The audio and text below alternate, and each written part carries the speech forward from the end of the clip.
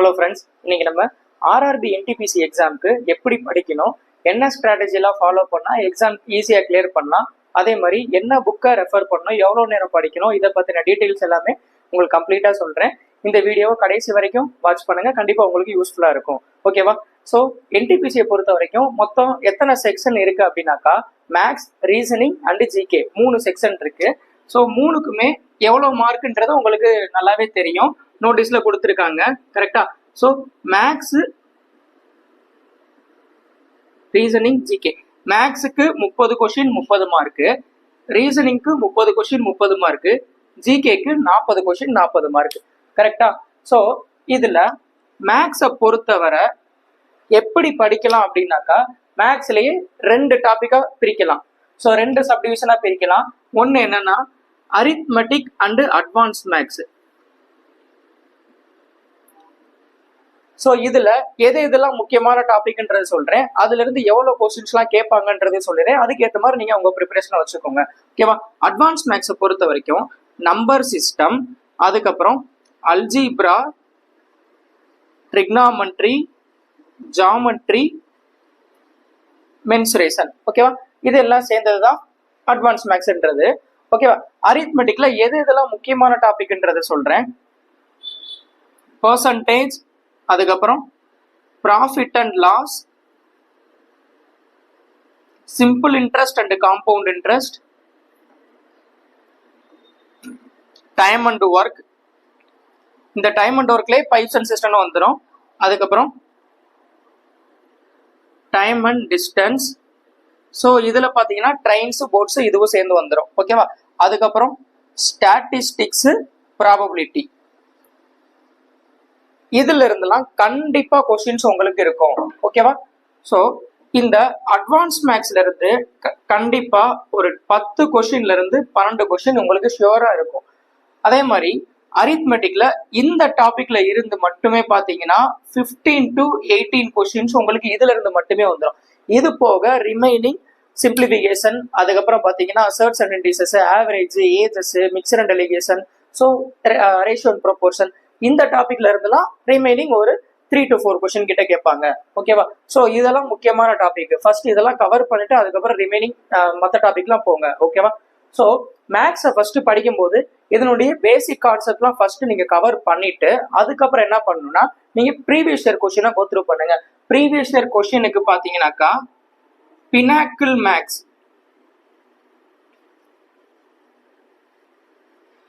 Pinnacle maths இந்த புக்கை வந்து ஃபாலோ பண்ணிக்கோங்க. இதுல ப்ரீவியஸ் இயர் கொஸ்டின்ஸ் எல்லாமே, அதாவது ரயில்வேல கேட்ட previous year question, RPF, JE, ALP, technician, அதுக்கப்புறம் என்டிபிசி, குரூப் டி, இதோட ப்ரீவியஸ் இயர் கொஸ்டின்ஸ் எல்லாமே கலெக்டிவா இந்த புக்ல இருக்கும். ஸோ இந்த புக்ல நீங்க ப்ரீவியஸ் இயர் கொஸ்டினுக்கு ரெஃபர் பண்ணிக்கோங்க. ப்ரீவியஸ் இயர் கொஸ்டின் மட்டும் ரெஃபர் பண்ணா போதுமா அப்படின்னு கேட்டா கண்டிப்பா கிடையாது. ஏன்னா இப்ப பாத்தீங்கன்னா உங்களுக்கு நல்லாவே தெரியும், வேகன்சி ரொம்ப கம்மியா விட்டுருக்காங்க. கண்டிப்பா எக்ஸாம் கஷ்டமா இருக்கிறதுக்கான பாசிபிலிட்டி ரொம்பவே அதிகம். ஸோ அப்ப ப்ரீவியஸ் இயர் கொஸ்டினை மட்டும் கோ த்ரூ பண்ணாம ஃபர்ஸ்ட் பேசிக் கான்செப்ட் லேர்ன் பண்ணிட்டு அதுக்கப்புறம் ப்ரீவியஸ் இயர் கொஸ்டின். சரியா? ஸோ அப்புறம் பாத்தீங்கன்னா இப்போ ஒரு டாபிக் நீங்க இங்க படிக்கிறீங்க அப்படின்னா, இப்போ ஃபார் எக்ஸாம்பிள் பர்சன்டேஜ் படிக்கிறீங்கன்னா பர்சன்டேஜோடைய first basic concept first learn பண்ணிக்கோங்க. பண்ணிட்டு அது ரிலேட்டடா உள்ள டாபிக் டெஸ்ட் என்னவோ ஃபர்ஸ்ட் அந்த டாபிக் டெஸ்ட்டை போடுங்க. ஓகேவா? அப்பதான் நம்ம அந்த கொஸ்டினை எந்த லெவலில் நம்ம புரிஞ்சுக்கிட்டு நம்ம டெஸ்ட்ல எப்படி பெர்ஃபார்ம் பண்ண முடியுதுன்றது தெரிஞ்சுக்க முடியும். ஓகேவா? ஸோ இதை பேசிக் லேர்ன் பண்ணுங்க, அதுக்கப்புறம் டெஸ்ட் போடுங்க, அதுக்கப்புறம் ப்ரீவியஸ் இயர் கொஸ்டின் ப்ராக்டிஸ் பண்ணுங்க. அதுக்கு அடுத்த லெவல் பாத்தீங்கன்னா இது மட்டும் போதுமான கண்டிப்பா போதாது. இப்ப ரீசெண்டா எக்ஸாம்ல டிசிஎஸ் பேட்டர்ல என்னென்ன கொஸ்டின்ஸ்லாம் கேட்டுக்கிட்டு இருக்காங்களோ அதெல்லாம் கலெக்ட் பண்ணி கொஞ்சம் படிக்க பாருங்க. எஸ்எஸ்சி எக்ஸாம்ஸ்லாம் கொஞ்சம் இப்ப டிசிஎஸ் தான் கண்டக்ட் பண்ணிட்டு இருக்காங்கல்ல. ஸோ எஸ்எஸ்சி எக்ஸாம்ல என்னென்ன கொஸ்டின்ஸ்லாம் ரிப்பீட்டடா கேட்கறாங்க, இல்ல பாத்தீங்கன்னா அதுல உள்ள முக்கியமான கான்செப்ட்ல உள்ள சம்ஸ் எல்லாமே கொஞ்சம் கோ த்ரூ பண்ணுங்க. ஸோ இப்படி நீங்க பண்ணிட்டு வர கொஞ்சம் மேக்ஸ்ல உங்களுக்கு கண்டிப்பா மார்க் கொஞ்சம் கொஞ்சமா பூஸ்டப் ஆகிக்கிட்டே வரும். ஓகேவா?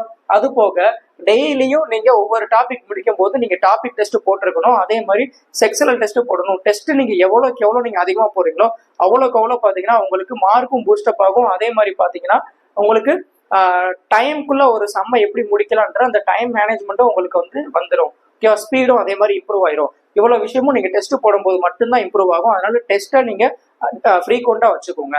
ஓகேவா? அடுத்து ரீசனிங்கை பொறுத்த வரைக்கும் பாத்தீங்கன்னா இங்க மேக்ஸுக்கு எவ்வளவு மார்க்கோ அதே தான் உங்களுக்கு ரீசனிங்கும். சரியா? அப்ப மேக்ஸுக்கு நீங்க மேக்ஸ் செக்ஷனுக்கு நீங்க எந்த அளவுக்கு இம்பார்ட்டன்ஸ் கொடுக்குறீங்களோ அதே அளவுக்கு இம்பார்ட்டன்ஸ் எந்த செக்ஷனுக்கு கொடுத்து ஆகணும் அப்படின்னாக்கா ரீசனிங் செக்ஷனுக்கும் கொடுத்து ஆகணும். ஓகேவா? ஸோ இங்க 30க்கு 30 நீங்க ஸ்கோர் பண்றது ஈஸி. ஓகேவா? ஆனா இதுல என்ன ஒரு காம்ப்ளிகேட்டான விஷயம் அப்படின்னாக்கா, இந்த ரீசனிங் பாத்தீங்கன்னா கண்டிப்பா டைம் எடுக்கிற செக்ஷனா இருக்கும். ஏன் அப்படின்னா நீங்க ஒரு லாஜிக் நீங்க திங்க் பண்ணாலே கண்டிப்பா என்ன ஆயிரும்னாக்கா உங்களுக்கு ஒரு நிமிஷம் ஓடுறதே தெரியாது, டைம் அவ்வளவு ஃபாஸ்டா ஓடிடும். ஓகேவா? அதனால ரீசனிங்கை பொறுத்த வரைக்கும் இங்க மேக்ஸுக்கு என்ன சொன்னேனோ அதே தான். பேசிக் கான்செப்ட் லேர்ன் பண்ணிட்டு இதுல நீங்க ப்ரீவியஸ் இயர் கொஸ்டின் அது இதுன்னு நீங்க எதுவும் சால்வ் பண்ண வேணாம். நீங்க வெறும் டெஸ்ட்டை மட்டும் நீங்க ப்ராக்டிஸ் பண்ணுங்க. ஓகேவா? ஸோ இந்த டெஸ்ட்டை ப்ராக்டிஸ் பண்றது நீங்க டெஸ்ட் புக்ல இருக்கு பாத்தீங்களா, இந்த டெஸ்ட் புக்லயே ப்ரீவியஸ் இயர் கொஸ்டின்ஸ் எல்லாம் வச்சிருப்பாங்க. ஓகேவா? பாஸ் ப்ரோன்றதை மட்டும் நீங்க பர்ச்சேஸ் பண்ணிக்கோங்க. பண்ணிட்டீங்கன்னா ப்ரீவியஸ் இயர் கொஸ்டின்ஸ் எல்லாமே இதுக்குள்ளே இருக்கும். அது போக mock test, sectional test, topic wise test எல்லாமே இது இருக்கும். நீங்க இந்த டெஸ்ட் புக்கை மட்டும் நீங்க ஃபாலோ பண்ணாலே போதும். ஓகேவா? ஸோ இதுல பேசிக் லேர்ன் பண்ணிக்கோங்க. லேர்ன் பண்ணிட்டு என்ன பண்ணுங்கன்னா டெய்லி என்ன பண்ணுங்கன்னா ஸோ டெஸ்ட் புக்ல போயிட்டு ரீசனிங்கான செக்ஷனல் டெஸ்ட் டெய்லி ஒரு 3 டெஸ்ட்டை போட்டு அதை ரிவ்யூ பண்ணி அதுல என்ன மிஸ்டேக் வரும்ன்றத நீங்க நோட் பண்ணிட்டு அதை ரெக்டிஃபை பண்ணிட்டே வாங்க. ஸோ அப்படி பண்ண நீங்க டே பை டே நீங்க டெய்லி பண்ண உங்களுக்கே நல்ல ஒரு இம்ப்ரூவ்மெண்ட் தெரியும். ஒரு 1 மந்த்லயே பாத்தீங்கன்னா மார்க் வந்து இனிஷியலா எடுத்ததை விட 1 மந்த்துக்கு அப்புறம் பாத்தீங்கன்னா நல்லாவே உங்களுக்கு மார்க் பூஸ்டப் ஆகிறது உங்களுக்கே தெரியும். ஓகேவா? அதே மாதிரி இதுல இந்த வெர்பல் ரீசனிங் ரெண்டா பிரிச்சிருப்பாங்க. அந்த வெர்பல் ரீசனிங்ன்றது அந்த டயக்ராம் கொடுத்து ஆன்சர் பண்றது. ஓகேவா? Mirror image, water image, paper cutting, paper folding, so இந்த மாதிரிலாம் இருக்கு பாத்தீங்களா, அந்த மாதிரி உள்ள விஷயம். அதே மாதிரி கவுண்டிங் ஃபிகர்ஸ் இதெல்லாம் கொஞ்சம் நல்லா பாத்துக்கோங்க. ஏன்னா இதெல்லாம் கொஞ்சம் டைம் எடுக்கக்கூடிய விஷயம். ஓகேவா? அதெல்லாம் நல்லா ப்ராக்டிஸ் பண்ணுங்க. அதே மாதிரி வெர்பல் ரீசனிங்ல பாத்தீங்கன்னாக்கா statement assumption, statement argument, statement conclusion, அதுக்கப்புறம் பாத்தீங்கன்னா மிஸ்ஸிங் சீரீஸ், நம்பர் அனலாஜி இதெல்லாம் கொஞ்சம் நல்லா பார்த்துக்கோங்க. ஏன் இதெல்லாம் நல்லா பார்த்துக்கோன்னு சொல்றேன்னா இதெல்லாம் கண்டிப்பா உங்களுக்கு டைம் எடுக்கக்கூடிய ஒரு விஷயம். அதே மாதிரி பசில்ஸ், சீட்டிங் அரேஞ்ச்மெண்ட் இதெல்லாம் டைம் கண்டிப்பா எடுக்கும். ஸோ அதெல்லாம் எவ்வளோக்கு எவ்வளோ ஃபாஸ்டா போட முடியுமோ அவ்வளோக்கு நீங்க சீக்கிரம் போட்டீங்கன்னா தான் உங்களுக்கு வந்து இந்த ரீசனிங்ல குறிப்பிட்ட டைமுக்குள்ள உங்களால 30 கொஸ்டின் ஆன்சர் பண்ண முடியும். சரியா? ஃபர்ஸ்ட் அதை நல்லா தெரிஞ்சுக்கோங்க. ஓகேவா? அதே மாதிரி நான் இங்க சொல்லியிருந்தேன் மேக்ஸுக்கு வந்து எந்த அளவுக்கு இம்பார்ட்டன்ஸ் கொடுக்கணுமோ அதே அளவுக்கு ரீசனிங் இம்பார்ட்டன்ஸ் கொடுக்கணும். ஓகேவா? ஸோ நீங்க மேக்ஸை பொறுத்த வரைக்கும் நிறைய பேர் கண்டிப்பா லேக் ஆகுறீங்க. ஸோ அதுல வந்து நீங்க ஒரு 2 மணி நேரம் இல்ல 2.5 மணி நேரம் நீங்க டைம் டெய்லி நீங்க எடுத்துதான் ஆகணும், வேற வழி இல்லை. ஓகேவா? நீங்க அப்படி ப்ராக்டிஸ் பண்ணாதான் மேக்ஸ்ல பொறுத்த வரைக்கும் மார்க் உங்களுக்கு இம்ப்ரூவ் ஆகும். ஆனா ரீசனிங்கை பொறுத்த வரைக்கும் டெய்லி நீங்க 1 ஹவருக்கு நீங்க டெஸ்ட் மட்டும் நீங்க ப்ராக்டிஸ் பண்ணுங்க. பேசிக் தெரியல அப்படின்னாக்கா பேசிக் லேர்ன் பண்ணிட்டு என்ன பண்ணுங்கன்னா இங்க 1 ஹவர் நீங்க டெஸ்ட் புக்ல ப்ரீவியஸ் இயர் கொஸ்டினா இருக்கட்டும் அல்லது மார்க் டெஸ்டா இருக்கட்டும் இல்ல வந்து டாபிக் டெஸ்டா இருக்கட்டும் இதெல்லாம் என்ன பண்ணுங்கன்னா நீங்க டெஸ்ட் போட உங்களுக்கு ஆட்டோமேட்டிக்கா உங்களுக்கு ரீசனிங்ல மார்க் பூஸ்டப் ஆயிட்டே வரும். ஓகேவா? அதுக்கு அடுத்தபடியா பாத்தீங்கன்னா ஜிகே பொறுத்த வரைக்கும் 3 பார்ட்டா பிரிக்கலாம். ஓகேவா? So general studies, general science, அதுக்கப்புறம் ஸ்டாட்டிக் ஜிகே, அதுக்கப்புறம் என்ன இருக்குன்னா கரண்ட் அஃபேர்ஸ். இந்த 4 பார்ட்டும் சேர்ந்து தான் பாத்தீங்கன்னா இங்க 40 மார்க்குக்கு இருக்கும். ஓகேவா? ஸோ இதுல ஜென்ரல் ஸ்டடீஸ் ரொம்ப முக்கியமான டாபிக்னு பாத்தீங்கன்னா history and polity. History and polity ரொம்ப ரொம்ப முக்கியம். இந்த 2 டாபிக்ல இருந்து கண்டிப்பா உங்களுக்கு 8 to 10 மார்க்ஸ் உங்களுக்கு இதுல இருந்தே இருக்கும். ஓகேவா? So 8 to 10 marks history and பாலிட்டில இருந்தே வந்துடும். அதுக்கப்புறம் பாத்தீங்கன்னா ஜென்ரல் சயின்ஸ்ல இருந்து ஒரு 6ல இருந்து 8 கொஸ்டின் கிட்டக்க வரும். ஓகேவா? ஸ்டாட்டிக் ஜிகே கரண்ட் அஃபேர்ஸ் ரொம்ப ரொம்ப ரொம்ப முக்கியமான பார்ட். ஏன்னா நான் எழுதும் போது பாத்தீங்கன்னா என்னோட ஷிஃப்ட்ல பாத்தீங்கன்னா இந்த ஸ்டாட்டிக் ஜிகே கரண்ட் அஃபேர்ஸ் இது ரெண்டும் சேர்த்தே பாத்தீங்கன்னா எவ்வளவு கொஸ்டின்ஸ்க்கு இருந்துச்சு அப்படின்னாக்கா 15 கொஸ்டின் கிட்டக்க இருந்துச்சு. நீங்க இந்த ஸ்டாட்டிக் ஜிகே கரண்ட் அஃபேர்ஸை நீங்க மிஸ் பண்ணிட்டீங்க அல்லது ஸ்கிப் பண்ணிட்டீங்க, படிக்காம விட்டுட்டு நீங்க ஆப்ஷன்ல பாத்துக்கலாம், இல்ல அதை விட்டுறலாம், அதை விட்டுட்டு ரிமைனிங் டாபிக்கை நம்ம பாத்துக்கலாம் அப்படின்னு நினைச்சு போனீங்க அப்படின்னா கண்டிப்பா ஜிகேல ரொம்ப அடி வாங்கிடும். ஓகேவா? ஸோ நீங்க ஸ்டாட்டிக் ஜிகே நீங்க கரண்ட் அஃபேர்ஸ் சேர்த்தே பாத்தீங்கன்னா எனக்கு 15 மார்க் கிட்ட கேட்டிருந்தாங்க. கரண்ட் அஃபேர்ஸ் மட்டுமே பாத்தீங்கன்னா கிட்டத்தட்ட எனக்கு எவ்வளவுனா ஒரு 9 கொஸ்டினோ 10 கொஸ்டினுக்கு மேல இருந்துச்சு. ஓகேவா? ஸோ இது ரெண்டையும் சேர்த்தே உங்களுக்கு 15 மார்க் வருது. அப்ப இதை நீங்க கண்டிப்பா ஃபோக்கஸ் பண்ணி ஆகணும். ஓகேவா? இங்க history, polity, static GK, current affairs இது இந்த 4 டாபிக் ரொம்ப முக்கியம். ஓகேவா? அதுக்கப்புறம் பாத்தீங்கன்னா சயின்ஸ், அப்புறம் மிக்ஸா உள்ள டாபிக் ஜியோகிராஃபியா இருக்கட்டும், அதுக்கப்புறம் எக்கனாமிக்ஸா இருக்கட்டும், கம்ப்யூட்டர்ஸா இருக்கட்டும். ஸோ இதெல்லாம் பாத்தீங்கன்னா அதுக்கப்புறம் நீங்க படிக்க பாருங்க. ஓகேவா? ஓகே, இதுக்கு என்ன புக்ஸ் எல்லாம் ரெஃபர் பண்ணலாம் அப்படின்னாக்கா இந்த ஜென்ரல் சயின்ஸ் இருக்கு பாத்தீங்களா, ஜென்ரல் சயின்ஸ்னாலே ஜென்ரல் ஸ்டடீஸை பொறுத்த வரைக்கும் ஹிஸ்டரி, பாலிட்டி, ஜியாகிரபி, எக்கனாமிக்ஸ் இதெல்லாம் சொல்லியிருந்தேன்ல, இது எல்லாமே கண்டிப்பா நீங்க ஸ்கூல் புக்கை ரெஃபர் பண்ணி ஆகணும்.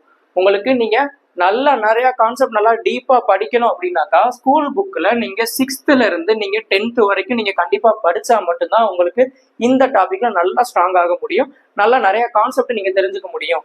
ஓகேவா? இதை தாண்டி என்னென்ன புக்ஸ் எல்லாம் ரெஃபர் பண்ணலாம் அப்படின்னு கேட்டீங்கன்னா, ஸோ லூசன் ஜிகே,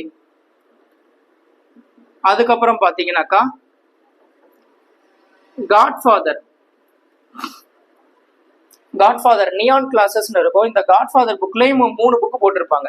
ஜென்ரல் ஸ்டடீஸுக்கு ஒரு புக்கு போட்டிருப்பான், ஸ்டாட்டிக் ஜிகேக்கு ஒரு புக்கு போட்டிருப்பாங்க, அதுக்கப்புறம் ஜென்ரல் சயின்ஸுக்கு ஒரு புக்கு போட்டிருப்பாங்க. ஓகேவா? இந்த 3 புக்கு. ஸோ ஸ்கூல் புக்கை தாண்டி ஸ்கூல் புக்ல 6th இருந்து 10th வரைக்கும் ரெஃபர் பண்ணணும்னு சொல்லியிருந்தேன். அதுக்கப்புறம் பாத்தீங்கன்னா இந்த லூசன் ஜிகே அண்ட் காட்ஃபாதர் இந்த 2 புக்கை ரெஃபர் பண்ணுங்க. இதுக்கப்புறம் பாத்தீங்கன்னா ப்ரீவியஸ் இயர் கொஸ்டினுக்கு YCT இந்த புக்கை கோத்ரூ பண்ணுங்க. ஓகேவா? ஸோ இந்த புக்ல பாத்தீங்கன்னாக்கா இது 2 கண்டென்ட்டுக்கு. ஓகேவா? இந்த புக் எதுக்காக அப்படின்னாக்கா ப்ரீவியஸ் இயர் கொஸ்டினுக்காக.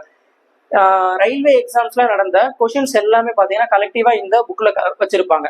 ALP, டெக்னீஷியன், அதுக்கப்புறம் பாத்தீங்கன்னா RPF, குரூப் D, NTPC இது எல்லாமே சேர்த்து பாத்தீங்கன்னா இந்த புக்ல கம்பைல் பண்ணி வச்சிருப்பாங்க. ஸோ நீங்க கான்செப்ட் இதுல நீங்க படிச்சுட்டு என்ன பண்ணுங்கன்னா, அது இப்போ ஒண்ணும்ல, இப்ப ஹிஸ்டரியில ஒரு டாபிக் படிக்கிறீங்க, மாடர்ன் ஹிஸ்டரி படிக்கிறீங்கன்னு வச்சுக்கோங்களேன். மாடர்ன் ஹிஸ்டரி நீங்க லூசன்ட்லயும் பார்க்கணும், காட்ஃபாதர்லயும் பார்க்கணும். அதுக்கப்புறம் பாத்தீங்கன்னா இது முடிச்சதுக்கு அப்புறம் இந்த மாடர்ன் ஹிஸ்டரி என்னன்னா YCT புக் இருக்கு பாத்தீங்களா, அதுல மாடர்ன் ஹிஸ்டரி பாருங்க. ப்ரீவியஸ் இயர் கொஸ்டின்ல என்னென்னலாம் கேட்டிருக்காங்க அப்படின்றது ஒரு கொஸ்டின் எடுத்துக்கிட்டாக்கா அதுக்கு கீழே அது ரிலேட்டடான கான்செப்டும் கொடுத்துருப்பாங்க, அது ரிலேட்டடான பாயிண்ட்ஸும் கொடுத்துருப்பாங்க. அதையும் நீங்க கோத்ரூ பண்ணிக்கோங்க. ஓகேவா? நீங்க இப்படி படிச்சுட்டே வந்தீங்கன்னாக்கா உங்களுக்கு அந்த டாபிக்ல நல்லா ஸ்ட்ராங் ஆகிரும், நிறைய பாயிண்ட்ஸ் உங்களுக்கு கிடைக்கும். இதுக்கப்புறம் என்ன பண்ணுங்கன்னா, டெஸ்ட் புக்ல நீங்க வழக்கம் போல நீங்க டெஸ்ட் ப்ராக்டிஸ் பண்ணுங்க. ஒரு டாபிக் முடியுதா, இப்போ மாடர்ன் ஹிஸ்டரி முடியுதுன்னு வச்சுக்கோங்க. ஸோ லூசன்லயும் படிச்சிருப்பீங்க, காட்ஃபாதர்லயும் படிச்சிருப்பீங்க, YCTல ப்ரீவியஸ் இயர் கொஸ்டின் பார்த்திருப்பீங்க. அதுக்கப்புறம் என்ன பண்ணுங்கன்னா டெஸ்ட் புக்ல ப்ராக்டிஸ் பண்ணுங்க டெஸ்ட். இதே மாதிரி நீங்க ஃபாலோ பண்ணிட்டே இருந்தீங்க அப்படின்னாக்கா கண்டிப்பா உங்களுக்கு ஜிகேலயும் உங்களுக்கு நல்லா மார்க் இம்ப்ரூவ் ஆகும். ஓகேவா? ஸோ ஜென்ரல் ஸ்டடீஸ், அதுக்கப்புறம் ஜென்ரல் சயின்ஸ், அதுக்கப்புறம் ஓகே இந்த 2க்கும் சொல்லிட்டேன். ஓகேவா? ஸ்கூல் புக்கை ரெஃபர் பண்ணும், அதே மாதிரி லூசன்ட், காட்ஃபாதர், YCT புக்கை ரெஃபர் பண்ணணும் அப்படின்றது. ஓகேவா? அதுக்கப்புறம் இந்த ஸ்டாட்டிக் ஜிகே கரண்ட் அஃபேர்ஸ், இந்த ஸ்டாட்டிக் ஜிகே கரண்ட் அஃபேர்ஸ்க்கு என்ன புக்கை ரெஃபர் பண்ணலாம் அப்படின்னாக்கா, இந்த ஸ்டாட்டிக் ஜிகேக்கும் நான் ஆல்ரெடி சொன்னதுதான். இங்க காட்ஃபாதர்ல ஸ்டாட்டிக் ஜிகே புக்கு போட்டிருப்பாங்கன்னு சொன்னேன்ல, காட்ஃபாதர் ஸ்டாட்டிக் ஜிகே புக்கு ஒன்று ரெஃபர் பண்ணிக்கோங்க. அதுக்கப்புறம் பாத்தீங்கன்னாக்கா பிரம்மாஸ்திரான்னு ஒரு புக்கு ஸ்டாட்டிக் ஜிகே இருக்கு, அதை நான் பார்த்தேன், அதுவும் நல்லா இருந்துச்சு. ஸ்டாட்டிக் ஜிகேக்கு அந்த 2 புக்கை ரெஃபர் பண்ணுங்க. ஓகேவா? ஸோ அந்த 2 புக்கோடைய சாஃப்ட் காப்பியை நான் என்னோட டெலகிராம் சேனல்ல நான் போஸ்ட் பண்றேன். உங்க வேணுங்கிறவங்க நீங்க அதில் போய் பார்த்துக்கோங்க. ஓகேவா? அதுலேயே அப்டேட்டடான புக் இருந்துச்சுன்னா நீங்க அதை புதுசாக நீங்க பர்ச்சேஸ் பண்ணி வாங்கிட்டு நீங்க படிக்க பாருங்க. ஓகேவா? கரண்ட் அஃபேர்ஸ் அதுக்கப்புறம் ரொம்ப ரொம்ப முக்கியமான பார்ட்டு. கரண்ட் அஃபேர்ஸை பொறுத்த வரைக்கும் பாத்தீங்கன்னா என்ன புக் வாங்கலாம் அப்படின்னாக்கா ஸ்பீடி கரண்ட் அஃபேர்ஸ். இந்த ஸ்பீடி கரண்ட் அஃபேர்ஸ்ன்றது இயர்லி போட்டிருப்பாங்க, ஒரு வருஷத்துக்கு கம்பைல் பண்ணி என்ன பண்ணிருப்பாங்கன்னா புக் ரிலீஸ் பண்ணிருப்பாங்க. ஸோ இந்த புக்கை நீங்க கோத்ரூ பண்ணீங்க அப்படின்னாக்கா உங்களுக்கு கரண்ட் அஃபேர்ஸ்க்கு ரொம்ப யூஸ்ஃபுல்லா இருக்கும். நான் படிக்கும்போது இந்த ஸ்பீடி கரண்ட் அஃபேர்ஸ்ல இருந்தா படிச்சேன். எனக்கு ஒரு 10 கொஸ்டின் கிட்ட கேட்டாங்கன்னு சொன்னேன்ல, 10 கொஸ்டின் 11 கொஸ்டின் கேட்டிருந்தாங்க. எனக்கு இதுல இருந்து 7 கொஸ்டின் இந்த புக்கை மட்டும் தான் ரெஃபர் பண்ணிட்டு போனேன். 7 கொஸ்டின் கிட்ட என்னால அடிக்க முடிஞ்சு. ஓகேவா? அதே மாதிரி இந்த கரண்ட் அஃபேர்ஸை எவ்வளவு வருஷத்துக்கு படிக்கணும்ன்ற டவுட் கண்டிப்பா நிறைய பேருக்கு இருக்கும். கரண்ட் அஃபேர்ஸை பொறுத்த வரைக்கும் அட்லீஸ்ட் ஒரு 2 இயர்ஸ்னாலும் நீங்க படிக்கணும். 1.5 வருஷத்துல இருந்து நீங்க 2 வருஷம் வரைக்கும்னாலும் படிக்கணும். இப்ப எக்ஸாம் எனக்கு ஒரு எக்ஸாம் எப்பயோ வருதுன்னு வச்சுக்கோம். எக்ஸாமுக்கு 3 months பிஃபோர் வரைக்கும் நீங்க படிச்சிருக்கணும். ஓகேவா? எப்ப இருந்து அப்படின்னா 2023ல இருந்து 2023யோட ஃபுல் கரண்ட் அஃபேர்ஸ், 2024ஓடது, அதுக்கப்புறம் 2025ல பாத்தீங்கன்னா இப்போ ஃபார் எக்ஸாம்பிள் ஒரு மே மந்த் வருது அப்படின்னாக்கா நீங்க அட்லீஸ்ட் ஒரு பிப்ரவரி வரைக்கும்னாலும் நீங்க படிச்சிருந்திருக்கணும். ஓகேவா? ஓகே. ஸோ இதுக்கு நீங்க இந்த ஸ்பீடி கரண்ட் அஃபேர்ஸை மட்டும் படிச்சா போதும். இதுல என்னென்ன டாபிக்லாம் ரொம்ப முக்கியம் அப்படின்னாக்கா அப்பாயின்மெண்ட்ஸ், அவார்ட்ஸ், ஸ்போர்ட்ஸ், அதுக்கப்புறம் பாத்தீங்கன்னா கமிட்டி, சமிட்டு, அப்புறம் ரேங்க் அண்ட் இண்டெக்ஸ், அப்புறம் பாத்தீங்கன்னா எக்கனாமிக் சர்வே ரிப்போர்ட், பட்ஜெட், அப்புறம் பாத்தீங்கன்னா joint exercise, science and technology, இதெல்லாம் பார்த்தீங்கன்னா ரொம்ப ரொம்ப முக்கியமான டாபிக். ஃபர்ஸ்ட் நீங்க இந்த டாபிக், நான் சொன்ன டாபிக் எல்லாம் கோ த்ரூ பண்ணிட்டு அதுக்கப்புறம் மற்ற டாபிக் போங்க. ஓகேவா? இப்போ நான் சொன்ன டாபிக்ல இருந்து மட்டுமே நீங்க படிச்சிருந்தாலே ஒரு 10 கொஸ்டின் கேட்கறான்னா கண்டிப்பா இதுல ஒரு 6 கொஸ்டின் 7 கொஸ்டின் கண்டிப்பா அடிக்க முடியும். ரிமைனிங் ஒரு 3 கொஸ்டின் 4 கொஸ்டின் தான் பாத்தீங்கன்னா இந்த செக்ஷனை தாண்டி, அதாவது இப்ப சொன்ன இந்த டாபிக்கை தாண்டி மற்ற டாபிக்ல இருந்து கேட்பாங்க. ஓகேவா? ஸோ அதனால ஃபர்ஸ்ட் நான் சொன்ன டாபிக்ல இருந்து கவர் பண்ணிட்டு அடுத்து மற்றதுக்கு போங்க. ஓகேவா? ஓகே. ஸோ இதுல டைம் எவ்வளவு நேரம் நம்ம கொடுக்கலாம், எவ்வளவு நேரம் நீங்க படிச்சா கரெக்டா இருக்கும் அப்படின்னு பாத்தீங்கன்னா, ஸோ டைமை பொறுத்த வரைக்கும் நீங்க டெய்லி அட்லீஸ்ட் வந்து ஒரு 8 ஹவர்ஸ்னாலும் நீங்க படிக்கணும். ஓகேவா? ஸோ அந்த டைமை நீங்க எப்படி அலாட் பண்ணலாம் அப்படின்னா, நிறைய பேர் பண்ற மிஸ்டேக் என்ன அப்படின்னாக்கா, என்ன பண்ணுவாங்கன்றத சொல்றேன். அந்த மிஸ்டேக்கை கண்டிப்பா நீங்க அவாய்ட் பண்ணியே ஆகணும். ஃபர்ஸ்ட் என்ன பண்ணுவாங்கன்னா, மேக்ஸ் நான் இன்னைக்கு படிக்கிறேன் அப்படின்னு எடுத்து உட்காந்துட்டு என்ன பண்ணுவாங்கன்னா, ஸோ இப்போ டைம் அண்ட் ஒர்க் எடுக்கிறாங்களா, அந்த வாரம் ஃபுல்லா டைம் அண்ட் ஒர்க்கை படிப்பாங்க. அதுக்கடுத்த வாரம் ஃபுல்லா ஜிகேல ஒரு டாபிக்கை படிப்பான். அதுக்கடுத்து ஃபுல்லா பாத்தீங்கன்னாக்கா ரீசனிங் உட்காந்து படிக்கிறேன். இந்த மாதிரி நீங்க ஷெடியூல் போட்டு படிக்கிறது கண்டிப்பா ஒரு தப்பான வே. ஓகேவா? நீங்க 1 டே ஷெடியூல் போடுறீங்க அப்படின்னா அந்த 1 டேல என்னென்ன இருக்கணும்னா, உங்களுக்கு மேக்ஸ் இருக்கணும், ரீசனிங் இருக்கணும், ஜிகேவும் இருக்கணும். இந்த மாதிரி தான் நீங்க ஷெடியூல் மேக் பண்ணி படிக்கணும். ஓகேவா? இப்போ மேக்ஸ் வரல அப்படின்னா மேக்ஸுக்கு நீங்க அட்லீஸ்ட் ஒரு 2 ஹவர்ஸ் நீங்க ப்ராக்டிஸ் பண்ணணும். 2 ஹவர்ஸ் ப்ராக்டிஸ் பண்ணிருக்கீங்க. அந்த ப்ராக்டிஸ் பண்ணதோடைய டாபிக் டெஸ்ட்டை நீங்க அட்லீஸ்ட் ஒரு 30 மினிட்ஸ் நீங்க டெஸ்ட் போடணும். ஓகேவா? ஸோ 2.5 ஹவர்ஸ் நீங்க கண்டிப்பா நீங்க மேக்ஸுக்கு நீங்க ஸ்பெண்ட் பண்ணணும். அதுக்கப்புறம் பாத்தீங்கன்னா 1 hour. 1 hourன்றது எதுக்காக அப்படின்னாக்கா, ரீசனிங்க்கு டெஸ்ட் போடுறதா இருக்கட்டும், இல்ல ஏதாவது கான்செப்ட் தெரியலன்னா அதை பார்த்துட்டு நீங்க டெஸ்ட் போட்டு ரிவ்யூ பண்றதுக்கு இந்த 1 மணி நேரம். ஓகேவா? ரீசனிங்க்கு. அதுக்கப்புறம் ஜிகேவை பொறுத்த வரைக்கும் பாத்தீங்க அப்படின்னாக்கா, ஸோ ஜென்ரல் ஸ்டடீஸ், இப்போ ஏதாவது ஒரு டாபிக் படிக்கிறீங்க அப்படின்னா, இப்போ ஹிஸ்டரியில படிக்கிறேன், ஒரு மொஹல்ஸ் படிக்கிறேன் அப்படின்னாக்கா 1.5 மணி நேரம் நீங்க டைம் வச்சுக்கோங்க. ஓகேவா? ஸோ ஹிஸ்டரியை பொறுத்த வரைக்கும், அதாவது ஜிகே ஜென்ரல் ஸ்டடீஸை பொறுத்த வரைக்கும் டெய்லியும் நீங்க 1.5 மணி நேரம் நீங்க டைம் ஸ்பெண்ட் பண்ணணும். ஓகேவா? அதுக்கப்புறம் சயின்ஸை பொறுத்த வரைக்கும் 1 மணி நேரம், ஸ்டாட்டிக் ஜிகேவை பொறுத்த வரைக்கும் டெய்லி ஒரு டாபிக், அதுக்கப்புறம் கரண்ட் அஃபேர்ஸ் பொறுத்த வரைக்கும் அது. ஸோ 1 மணி நேரம். மொத்தம் எவ்வளவு நேரம்? ஸோ நீங்க 8 மணி நேரம் நீங்க கண்டிப்பா மினிமம் நீங்க ஸ்பெண்ட் பண்ணணும்.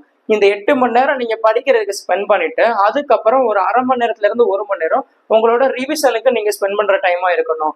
ஓகேவா? நீங்க அன்னைக்கு ஃபுல்லா நீங்க என்னென்னலாம் படிச்சீங்களோ அதெல்லாம் நீங்க ரிவைஸ் பண்றதுக்கு உங்களுக்கு 1 மணி நேரம், அட்லீஸ்ட் ஒரு 1/2 மணி நேரத்துல இருந்து 1 மணி நேரம் நீங்க டைம் எடுத்துக்கணும்.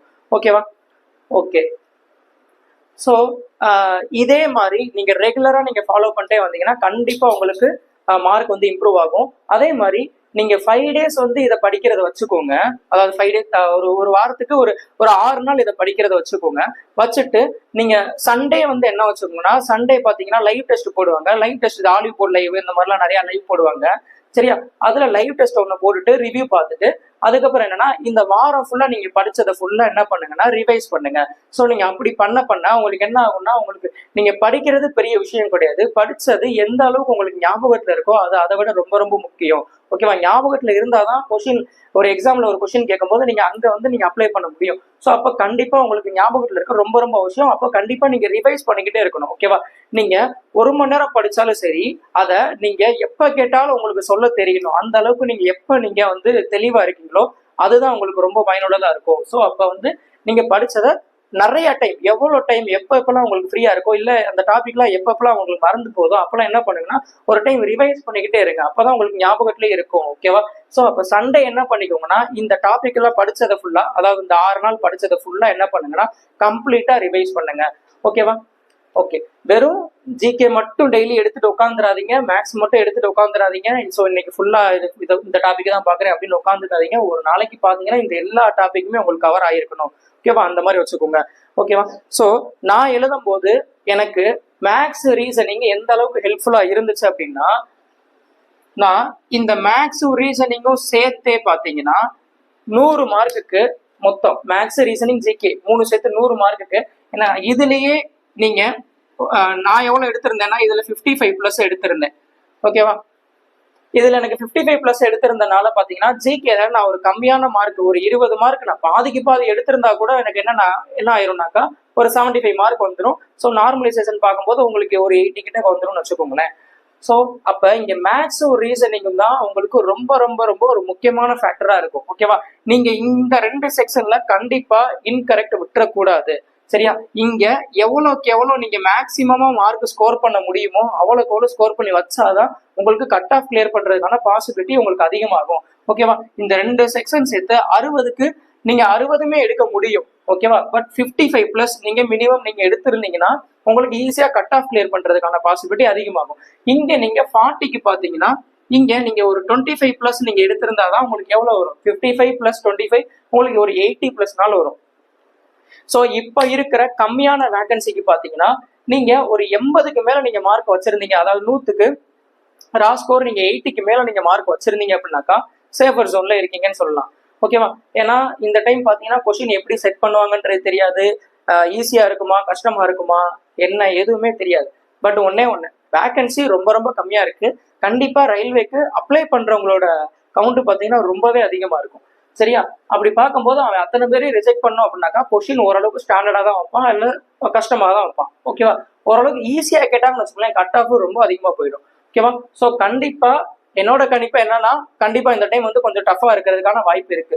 ஸோ அப்ப நீங்க ஒரு 80 பிளஸ் நீங்க ஸ்கோர் பண்ணி வச்சுட்டீங்க அப்படின்னாக்கா உங்களுக்கு, அதாவது ரா ஸ்கோர் நீங்க 80 பிளஸ் வச்சுட்டீங்க அப்படின்னாக்கா ஆஃப்டர் நார்மலைசேஷன் உங்களுக்கு வந்து ஓரளவுக்கு பிளஸ் ஆர் மைனஸ் கூட வரலாம். ஓகேவா?